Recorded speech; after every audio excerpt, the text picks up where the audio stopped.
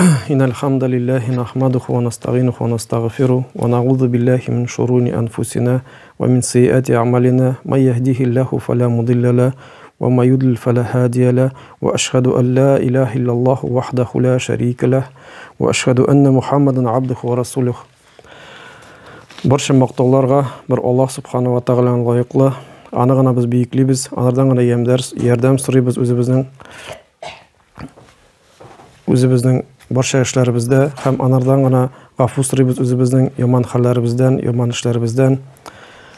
Һәм кемне Аллах Субхану ва Тағала дөрес юл белән дөрес юлга күндергән булса, һичкем дә аны ул дөрес юлдан яздыра алмас. Һәм кемне Аллах Субхану ва Тағала дөрес юлдан адаштыруда калдырган булса, һичкем дә ул дөрес тугры юлга күндерә алмас. Һәм шаһадат итәм ки, Аллаһтан башка гыйбадәткә лаеклы зат юк икәнлегенә, һәм шаһадат итәм, Мөхәммәд аның илчесе һәм кулы икәнлегенә. Һәм шулай Аллаһ Субхану ва Тааля Коръән-и Кәримдә әйтә: «Я айюхаллазина аману тақуллаха хаққа туқатихи ва ла тамутунна илля ва антум муслимун». Я иман китергәннәр ди, куркыгыз Аллаһтан ди, хак курку белән һәм Müslüman bulgan hallerimizde vefat bulduğuz di. İmran suresinde 107. ayetinde: Ya eyyuhan nasu ittaqu rabbakumul-lezî halaqakum min nefsin vâhideh ve halaqa minha zawjaha ve bassa minhuma rijalan kesiran ve nisâ'a vettaqullâhellezî tesâelûne bihi vel arham innallâhe kâne aleykum rakîba. Ey kişiler diye Allah Subhanahu Teala ayta. Korkağız de Rabbinizden de. Ol sizne barit de bir candan de. Hem barit de anardan de. Sınar de barit de. İki par sınar de. Şıgardı de. Hem şıgardı de şu iki pardan de. Kup irler hem hatunlar de. Hem korkağız Allah'tan de. Anın ismi bilen soruysuz de. Merhametlik soruysuz de. Dürüstlükte Allah sizni күзәтүчедер ди. Yakındır sizge di. Мәғанада Nisa suresinde 1. ayetinde aytila: Ya eyyuhallazina amanu taqullaha ve qulu qawlan sadidan yuslih lakum a'malakum ve yaghfir lakum zunubakum ve men yuti'illaha ve rasulahu faqad faza fawzan azima. Ya iman kitirgenler di, korkıgız di Allah'tan di, hem söylәгез dürüst söz gene söylәгез di. Şol ışraqta di sizin gamellerinizni di düzeltir di Allah Subhanahu wa Ta'ala. Onaqlarınızı yorluqar di. Hem kim Allah bilen anı ilçisine erişken di, şol di bek zor oңышқа erişken bulur di. Bek büyük oңышқа erişken bulur di. Al-Ahzab suresinde 71 hem 75. ayetlarında. Ötken hutbabız bizning bilgani Allah'ның Rabbılığı hakkında. Hem indi biz ayttık, mana şuшы birinci tanıdan başlana kişinin dini, kişi özünün kimge ol gıйбадат kılgan zatı turunda bilirge tiyiş, kimge ol gıйбадат kıla anı tanırga tiyiş. Hem ayttık, Allah'ның Rabbılığı nerseden tura ol, Allah Subhanahu wa Ta'ala birinciden ul bütün ebirini barıt işi, hem bütün ebirini idara etüşü deyip tanıdan tura. Hem ahırında ayttık, bu gana Müslüman bulgan kişiге anın imanına jetmey. İmanına jetmey. Çünkü Allah Subhanahu wa Ta'ala Kur'an-ı Kerim'de ayta: "Ve ma yu'minu aktharuhum billahi illa ve hum mushrikun." di. Alar di köpçüligi di Allah'a iman kitirmesler di, anarga tengdeş kılmışa di. Qaragız Allah Subhanahu wa Ta'ala şunday sözler ayta, evet. Bir yaktan qarasan bu gajab hal. Alar di Allah'a di köpçüligi di iman kitirmesler di, anarga di tengdeş kılmışa di. Biz bilemiz Allah'a tengdeş kılu en zor ulu günah. Allah Subhanahu wa Ta'ala barcha günahlarını da kişire gafu ite, amma şuşu anarga tengdeş kılını gana gafu etmey. Bu indi Yusuf suresinde 106. ayetinde aytila. Bu burungu zamanlar turunda aytila, hem әлеге hal turunda aytila, hem bulaşak hal turunda da aytila. Kıyamet gününde hatlı şuşu şirk degen əbir Allah'a tengdeş kılu degen əbir bitmeyecek. Mana indi bizim sahabalar hem tabiinler nişik tefsir anlatma kitirler bu ayetqa. Rabbısın dip tanırlar, amma tengdeş kılırlar di. Sınlarga, meyitlerge, awliyalarga, feriştelerge, yıldızlarga, oğaçlarga, nersege de ziyan da fayda da kitire almagan əbirlerge di. Bir əbirde бирәлми һәм бер әбердән дә бер нәрсәне дә кәметәлми әберләргә, торган әберләргә ди. Шундый мәгънәдә килә. Ягъни без әйттек үткән хутбәбездә бу әберләргә нәсәки бер Аллаһ кына эшләйлә бу әберләр. Шулай бит инде. Ничек дип әйттек, җан бирәләр һәм җанны алалар. Шулай бит инде. Бу дөньяда барча булган нигъмәт, барчасы да Аллаһтан, зыян да һәм яхшылык та барчасы да Аллаһтан гына. Безнең менә монда бер галимнең китерә, мәшһүр галим бар, табигиннар кем була? Алар менә сахабаларны күргән һәм алардан гыйлем алган кешеләр була. Гыкрима дигән кешедән әйтелә, син сорыйсың алардан ди, кем бар итте аларны дип ди. Һәм кем аларны бар итте, һәм күкләрне кем бар итте дип. Һәм күкләр ва җирне кем бар итте дип. Алар әйтерләр ди, җавап бирерләр ди, Аллаһ дип. Алар Аллаһка ышанырлар ди, әмма бүтәннәргә дә гыйбадәт кылырлар ди. Күрәсезме? Һәм ягъни алар ышанырлар мәшһүр Аллаһның идаралыгына һәм бөтен әвне бару ителенә, һәм нәсәки гыйбадәтләрендә хатасы булыр, Аллаһка тиңдәш кылырлар ди. Һәм инде менә бүгенге шушы үтә торган темабыз була. Без үткән хутбәдә әйткән Ихлас сүрәсен әйткән, Аллаһ субханаһу ва тааля әйтә: "Кул хуаллаһу ахад", әйт ул Аллаһ бер ди. Без әйттек, Аллаһ бер, ялгыз бер нәрсәдә үзенең Раббылыгында. Һәм бүгенге сүз барачак аның илаһлыгы турында. Тавхид ал-улухия дигән шундый нинди шундый ничек дип әйтәм, бүгенге хутбәбезнең темасы. Тавхид ал-улухия ул Аллаһны аның илаһлыгында берләү. Ягъни бер Аллаһка гына, гади әйткәндә бер Аллаһка гына гыйбадат кылу дигән сүзне аңлата. Менә ал-улухия дигән сүз ул илаһ дигән сүздән чыга. Илаһ ул нәрсәгә гыйбадат кылалар, барчасы да илаһ дип исәпләнә безнең шариғатыбызда. Ул Аллаһтан да керә беренчедән, һәм барча кемнең кеше җаны нәсәкегә тартыла, ул барчасы да илаһ дип исәпләнә. Барчасы да илаһ дип исәпләнә. Чөнки без әйттек, кешенең җаны һәм үзе нәсәки кеше гыйбадат өчен яратылган. Аллаһка гыйбадат кылмаса, барча нәсәкегә дә булса кеше тартыла, шулай бит инде. Менә. Һәм менә Аллаһ дигән исем, менә Аллаһның исеме бар, Аллаһ бит инде. Ул менә шушы безнең әл белән илаһны кушсак, бергә Аллаһ чыга. Аллаһ ул бер генә гыйбадатка лаеклы дигән сүзне аңлатыла. Ягъни ул гына бер генә гыйбадатка лаеклы дигән сүзне аңлатыла зат. Һәм Аллаһ сүзе барча Аллаһның исемнәрен үзенә туплап, чорнап алган. То есть все имена, которые есть, они это имя охватывает все эти имена и качества субхану ва тааля. Һәм илаһлык дигән сүз ул Аллаһның сифаты, бийек сифаты, һәм Аллаһ кына шушы сифатка лаеклы тоже. Менә ул шундый сифат, бийек сифат була инде. Чөнки Аллаһ субхану ва тааля исемнәре һәм сифатлары бар. Бу мәсьәлә турында иншалла шушы киләчәк хутбәбез булыр. Ул гына гыйбадәткә лаеклы. Беренчедән лаеклы дә Раббылыгында без әйттек, һәм илаһлыгында. Бу уже ике әберне без уже үтеп барабыз. Ике әбер уже кирде бу әбергә.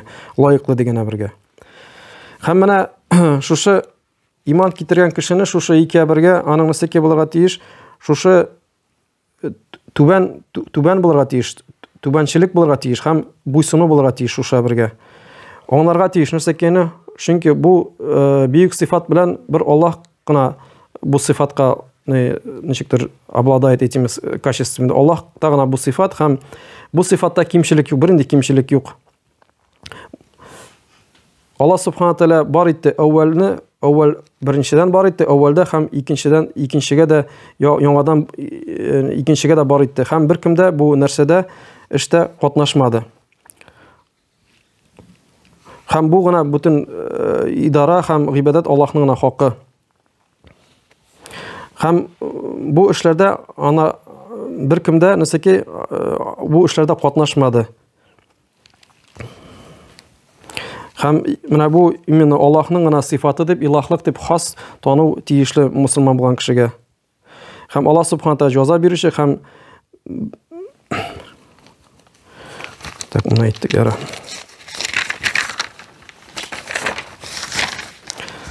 Һәм Аллаһ субхана ва тааля Коръәни Кәримдә әйтә: "Я әйюхан нас угбуду раббакум аллази халакакум валлазина мин qablikum лагаллакум таттакун" ди. Эй кешеләр ди, гыйбадат кылыгыз ди Раббыгызга ди. Сезне бар иткән Раббыгызга ди. Һәм кемне бар иткән сезне һәм сезгә хатлы булган кавымнарны бар иткән Раббыгызга гыйбадат кылыгыз ди. Лагаллакум таттакун. Belki bulursiz de, takvalardan bulursiz de, yani Allah'tan korkuşlardan bulursiz de. Bakara surasının 21. ayetinde ayta. Yani bir Rabbigizga gana ibadat kılınız. Allah subhanahu wa taala özünün Rabbilig'i aşan ise bizning ilahlığına şakırışla bitindi. Evet. La'allakum tattaqun. Ham bulursiz de korkuşlardan bulursiz de belki de. Şulay Nisa surasında Allah subhanahu wa taala ayta 36. ayetinde "Va'budullaha ve la tushriku bihi şey'en." Bir Allah'a gana ibadat kılınız de, hem anarga tengdaş kılmayınız bir narsani de. Bir narsani de Allah'a tengdaş kılmayınız de. Şulayk Allah subhanahu wa ta'ala ayta "Wa qada rabbuka alla ta'budu illa iyyah." Allah subhanahu wa ta'ala hukuk kıldı de, Rabbigiz de. Nende hukuk kıldı de, yani anarga gana ibadat kılırga, anarga gana ibadat kılır, hem anardan başka birge de ibadat kılmaska de. Mene görəsiz, bu ayetlarda başyasında da nende мәгънә килә, bir Allah'a gana ibadat kılırga, hem anardan başka bir de ibadatка kılmaska. İbadatlarımızın nişik dep aytабыз инде bağışlamaska.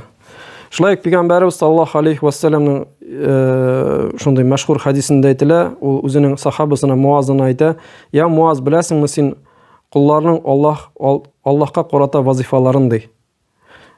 Peygamberimiz sallallahu aleyhi ve sellem şunday hadislerinde ko'pchiligida şunday so'rov ham javob formasında kelar. Chunki bizning dinimizda mana şunday nidan tura, o dinimiz bizning so'rov ham javob. Ham so'ray, bilasingmi sen kullarning Allah'a qarata vazifalarını dey. Ham o'zi shu javob bera Peygamberimiz sallallahu aleyhi ve sellem ayta: "Kullarning Allah'a qarata vazifalari dey. Tura şunardan dey.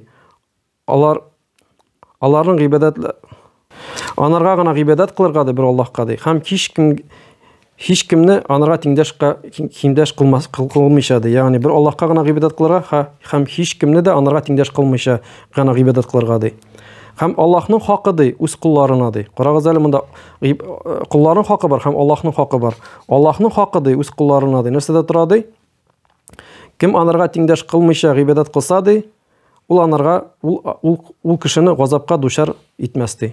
Yani Allah не накажет того, кто будет поклоняться ему одному dey. Bu Bukhari жыйынтыгында 73-нче аятында hadisinde әйтелә. Yani Allah subhanahu taala va'da etip kaldırdı. Eğer de kul bir anara gana ibadet kılsa, tengdaş kılmışsa, anысы ki o kişinin cennet kötü belki. Cennet kötü. Hem aytırga kerek, mana şu tavhid al-uluhiyye turunda barcha peygamberler, elçiler şu sebepli keldiler bu yerge. Allah subhanahu wa taala ayta: "Ve ba'athna fi kulli ummetin rasulan an ibudullaha ve ijtanibut ta'ut." Biz de yiberdik de her kavmga da elçini de нәрсә белән an ibudullaha, чтобы şu халыкты bir Allah'a gana ibadat kılsın dey. Vaştani bu tağut, hem tağut degen əbirdən yıraq dursunlar dey. Tağut degen əbir ol bizim şariatımızda ol barcha Allah'a ibadat kılgan əbir ol tağut deb hesaplanır. Mana biz aytdik bütündə bit anda kişi bolsunmu, bir ölgən bolsunmu, jan bolsunmu, jin bolsunmu, farishta bolsunmu, yıldız bolsunmu, ol barchası da əgər də mana şu tağut bulub hesaplanır. Әмма инде тağutның дип анда инде тире турында сүз бара. Тağut дигән әбер ул нәрсәкә дип әйтәбез, ул ише ул гыйбадат кылуын анарга ярата. Мәсәлән, менә фараон дип әйтәбез бит инде. Ул үзен илах дип санады. Һәм нәрсәкә ул яратты анарга гыйбадат кылганны. Һәм үзен илах дип йөртте ул. Ана раббукумул а'ла. Ягъни мин сезнең Раббыгыз бийүк дип үзен исәпләде. Һәм инде халыклар Менә barcha zamanlarda bitinde alar peygamberlerin kabul etmediler işlerin. Alar kabul gına etmediler. Dağın işe soğuş bile çıktılar alar bilen bitinde. Menә özlerinin peygamberine soğuş bile çıktılar. Peygamberimiz sallallahu aleyhi ve sellem de şu haline düşer buldu. Aytыгыз la ilahe illallah deb aytgan, aytыгыз deb so'zga nasib eşlediler alar. Sen barcha bizning ilahlarimizni bir ilah bilan etib qilasыңmы deb aytdilar. Bu Әлбәттә бу гаҗәп хәл диделәр алар. Поистине это вещь удивительная. Алар аны кабул итмәделәр. Һәм сугыш итеп чыктылар. Без беләбез, күпме сугышлар булды мөшрикләр белән сахабалар арасында. Әмма инде Аллаһның рәхмәте белән күпчелеге динне дә кабул иттеләр.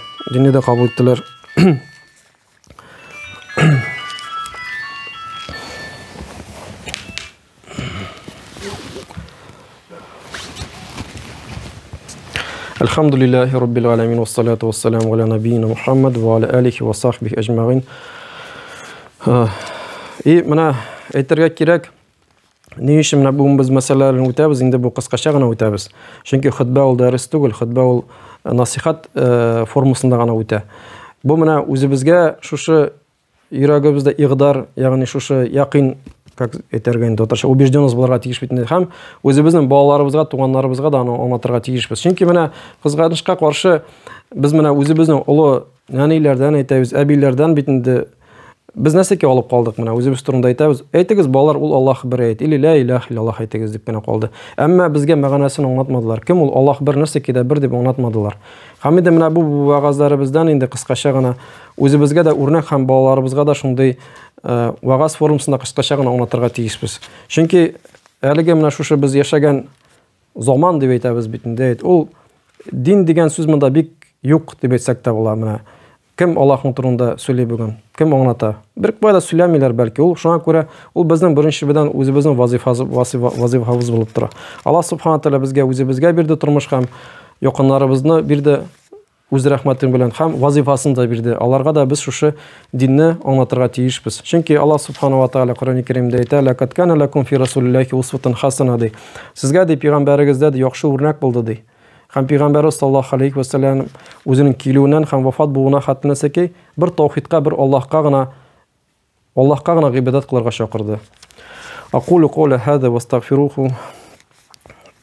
Alhamdulillahi rabbil alamin wassalatu wassalamu ala nabiyyina Muhammad wa ala alihi